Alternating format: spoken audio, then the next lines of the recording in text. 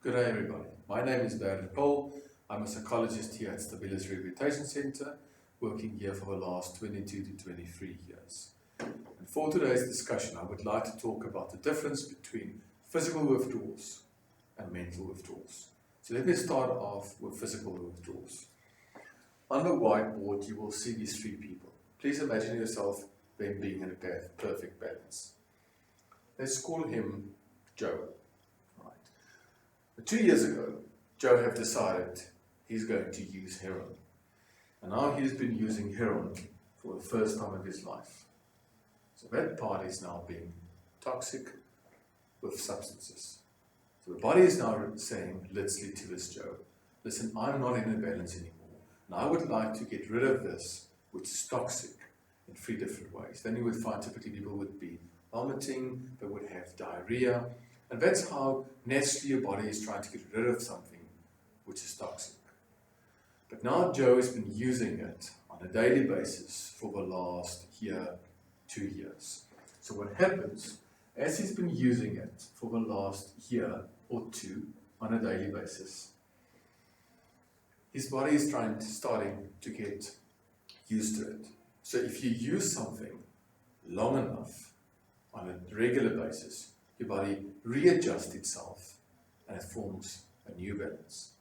But the very important part about this particular balance, it's not a healthy balance. So please do understand it very clearly.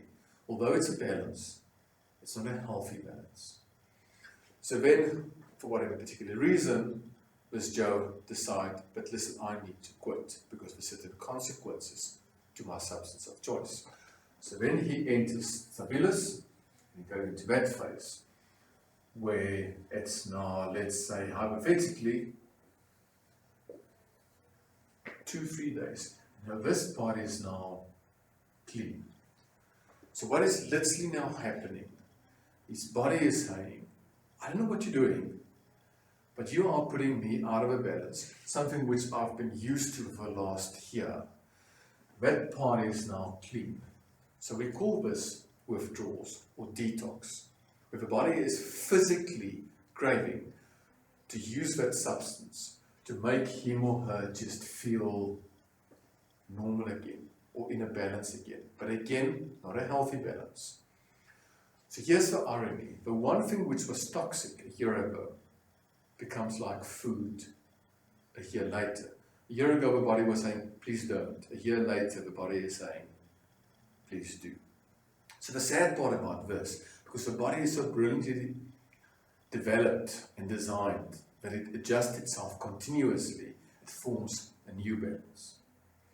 But then, to go from here all the way to that part, which would be completely clean, take the average person, give or take 10 to 14 days. Now, there are obviously a couple of variables determining how long this will take. One variable would obviously be what type of substance you've been using, how long you've been using it, the frequency of using it, how you've been using it, and how old you are. Those are all variables which will determine how long it will take from this phase all the way to this phase where you are physically in a healthy balance. So when you are in this state and somebody is saying, but I'm craving, it's not physical cravings anymore. Then it becomes a mental craving. Here in the middle, when this bottle was clean, 2, 3, 4, 5 days after they've been admitted, this is what we call physical withdrawals. That's when the body is physically craving of a substance of choice to form that balance again. Here, it's a mental craving. So it lies emotionally, mentally, psychologically. And that's the second part which I would like to discuss. So let's say hypothetically, Joe has been using heroin whenever he felt anxious to calm himself down.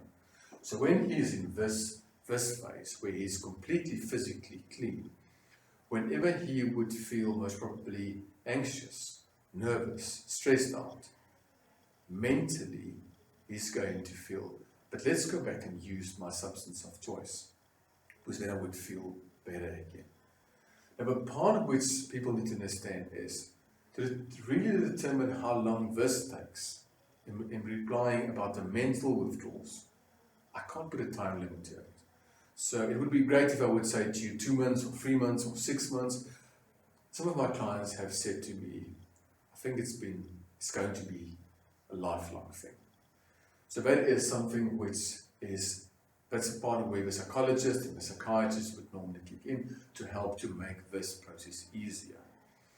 Now I'm going to give a sentence which has been given by one of my clients, and I've been using this sentence for years and years, and I love the sentence. She was about 18 years ago. She was about 6 months clean, and she came in for a follow-up session, and she said to me, "Darren, only now do I understand the difference between me feeling anxious and craving." So I asked her, "Can you explain to me, what do you mean by this?" And then she said to me, "I went for a work interview and I was extremely anxious, but my head convinced me that I'm craving my substance of choice. But now 6 months after I've been clean, I'm realizing that I wasn't craving, I was just feeling anxious."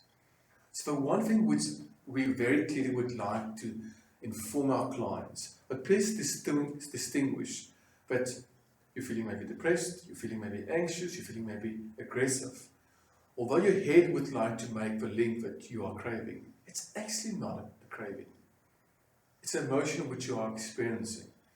And when people are walking or coming to me and they are saying that, "Darren, I'm feeling anxious," or "I'm feeling depressed," that's something which we can sit down and we can put it on the table and you can work with it.